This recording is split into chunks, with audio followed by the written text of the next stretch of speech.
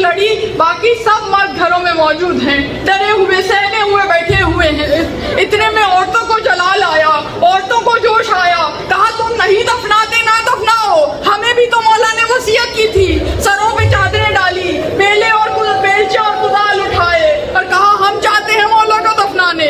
अब जो कबीला बनी असद के मर्दों ने देखा कि औरतें जा रही हैं, तो अब यहाँ भी मौत है वहाँ भी मौत है, दफनाने जाएंगे तो दुश्मन से मुकाबला होगा, अगर नहीं दफनाएंगे तो गैरत और हमियत इजाजत नहीं देती कि औरतें जाएं और हम घरों में बैठे रहें।